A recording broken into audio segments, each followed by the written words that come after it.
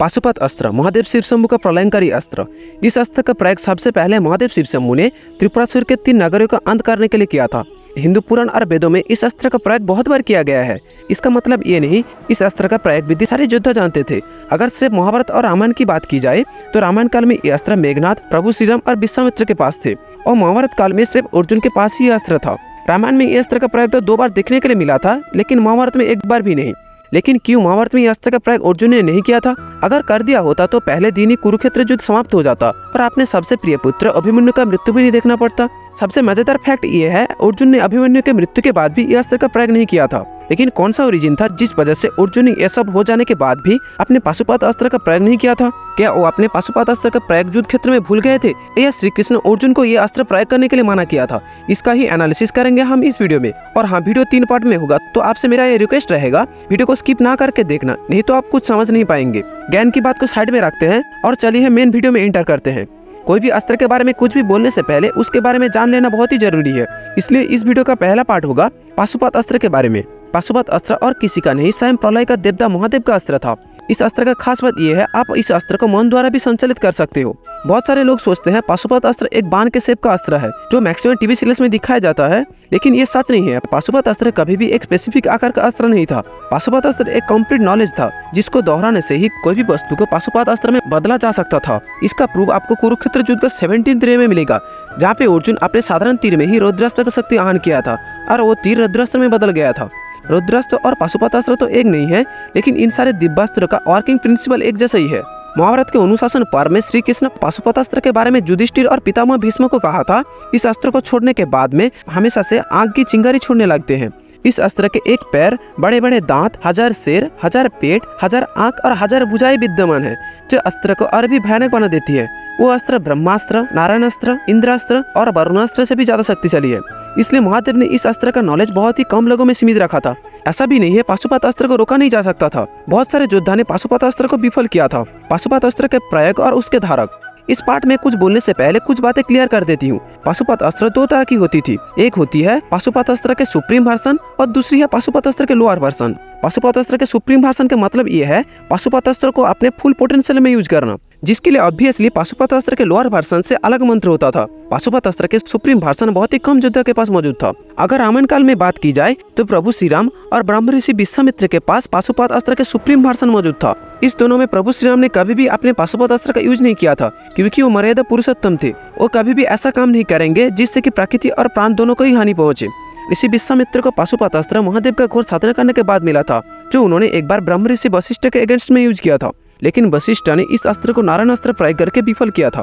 प्रभु श्री राम और ब्रह्म ऋषि विश्वामित्र को छोड़ के भी रामायण में शायद मेघनाथ के पास भी यह अस्त्र मौजूद था। इस अस्त्र का प्रयोग मेघनाथ अपने अंतिम क्षण में लक्ष्मण पे किया था, लेकिन लक्ष्मण पे यह अस्त्र आघात नहीं किया था। आगे बढ़ने से पहले मैं बता दूं, इस घटना का वर्णन मुझे वाल्मीकि रामायण से नहीं मिला है, लेकिन कुछ अनऑथेंटिक वर्जन में इस घटना का वर्णन मिलती है। अब आते हैं महाभारत काल में। महाभारत काल में पाशुपत अस्त्र के सुप्रीम वर्जन सिर्फ एक योद्धा के पास मौजूद था और वो था अर्जुन। ब्रह्म ऋषि विश्वामित्र के तरह ही अर्जुन को भी यह अस्त्र महादेव का घोर साधना करने के बाद मिला था। सिर्फ साधना ही नहीं, अर्जुन को यह अस्त्र पाने के लिए महादेव शिव शंभु के साथ युद्ध करना भी पड़ा था और अंत में शिव शंभु ने प्रसन्न होकर यह अस्त्र अर्जुन को दिया था। महाभारत में अर्जुन को छोड़ के भी और दोनों योद्धा के पास पाशुपत अस्त्र मौजूद था और वो दोनों थे अंगराज कर्ण और गुरु द्रोण। लेकिन वो दोनों के पास जो पाशुपत अस्त्र मौजूद था वो पाशुपत अस्त्र के लोअर वर्जन था। इसका भी प्रूफ है मेरे पास। द्रोण पर्व में गुरु द्रोण जब कोई भी बाणों से अर्जुन को पराजित नहीं कर पा रहे थे, तब गुरु द्रोण अपने पाशुपत अस्त्र का प्रयोग अर्जुन पे किया था, लेकिन उस पाशुपत अस्त्र को अर्जुन आसानी से काट दिया था। अगर गुरु द्रोण का पाशुपत अस्त्र सुप्रीम फॉर्म में होता तो अर्जुन को शायद से इस अस्त्र को रोकने के लिए महादेव का पाशुपत अस्त्र छोड़ना पड़ता, लेकिन अर्जुन पूरे कुरुक्षेत्र युद्ध में एक बार भी अपना पाशुपत अस्त्र का प्रयोग नहीं किया था।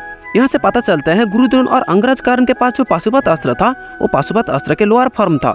अगर आप ऐसा सोच रही हो रामायण और महाभारत काल में ही सिर्फ पाशुपत अस्त्र का प्रयोग किया गया था, तो आप बहुत ही गलत हो। पाशुपत अस्त्र का एग्जिस्टेंस सिर्फ महाभारत और रामायण काल में ही सीमित नहीं था। प्राचीन हिंदू पुराण और वेदों में यह अस्त्र का प्रयोग बहुत बार हुआ था। जैसे कि एक बार माता ललित सुंदरी ने असुरों का 200 अक्षौहिणी सेना का नाश करने के लिए पाशुपत अस्त्र का प्रयोग किया था। और भी बहुत टाइम ऐसा आया है जिसमें पाशुपत अस्त्र का प्रयोग किया गया था, लेकिन अगर मैं एक के बाद एक बताते चला जाऊं तो वीडियो बहुत ही लंबी हो जाएगी, इसलिए अगले पार्ट में चलते हैं। पार्ट 3 कि अर्जुन पाशुपत अस्त्र का प्रयोग नहीं किया था। महाभारत में सबसे बड़े सोचने वाली बात यह है, अगर अर्जुन कुरुक्षेत्र युद्ध में पाशुपत अस्त्र को यूज ही नहीं करना चाहते तो क्यों अर्जुन महादेव का घोर साधना किया था और ये अस्त्र प्राप्त किया था? इसका सीधा सा जवाब है ज्ञान की भूख। अर्जुन हमेशा से कुछ न कुछ सीखते ही रहते थे। जिसके वजह से अर्जुन को मिला था गीता जैसे ज्ञान और अस्त्र में पाशुपत अस्त्र। अगर अर्जुन चाहते तो ये अस्त्र का प्रयोग करके अभिमन्यु के सारे खूनी को एक पल में ही मार सकते थे, लेकिन अर्जुन तब भी ये अस्त्र का प्रयोग नहीं किया था। इसका दो रीजन हो सकता है। पहला रीजन खुद महादेव शिव शंभू से जुड़ा हुआ है। महादेव शिव शंभू ने जब अर्जुन को पाशुपत अस्त्र दिया था तब अर्जुन को सचेत करते हुए बोला था, हे वीर, मैं तुम्हें अपना पसंदीदा हथियार दूंगा जिसे पाशुपता कहा जाता है। हे पांडुपुत्र, आप इसे पकड़ने, फेंकने और वापस लेने में सक्षम है। ना तो देवता के प्रमुख, ना जम, ना जक्षों के राजा, ना वरुण, ना वायु इसके बारे में कुछ जानते हैं। मनुष्य इसके बारे में कुछ भी कैसे जान सकते हैं? लेकिन हे पृथा के पुत्र, इस हथियार को बिना पर्याप्त कारण के नहीं फेंका जाना चाहिए, क्योंकि यदि इसे किसी भी अल्प शक्ति वाले शत्रु पर फेंका जाए तो यह संपूर्ण ब्रह्मांड को नष्ट कर सकता है। तीनों लोकों में ऐसा कोई भी योद्धा नहीं है जो इस अस्त्र से मारा नहीं जा सके। महादेव ने अर्जुन को यह अस्त्र किसी भी अल्प शक्ति वाले योद्धा पे चलाने के लिए मना किया था, इसलिए अर्जुन ने अस्त्र का प्रयोग नहीं किया था। दूसरी रीजन था लॉर्ड श्री कृष्ण। श्री कृष्ण कभी भी ऐसे महाशक्तिशाली अस्त्र को अर्जुन को प्रयोग ही नहीं करने देते जिससे कि प्रकृति और प्राण दोनों का ही खतरा हो। इसका भी प्रूफ है मेरे पास। अश्वत्थामा जब उत्तरा का भ्रूण को मारने के लिए ब्रह्मास्त्र छोड़ा था, तब अर्जुन भी इस अस्त्र को काउंटर करने के लिए अपने ब्रह्मास्त्र छोड़ा था। दोनों ब्रह्मास्त्र पर टकराव में जब प्रकृति को हानि पहुंचने लगा, तब श्री कृष्ण खुद ही अर्जुन को यह अस्त्र वापस लेने के लिए कहा था और अर्जुन इसको वापस भी ले लिए थे।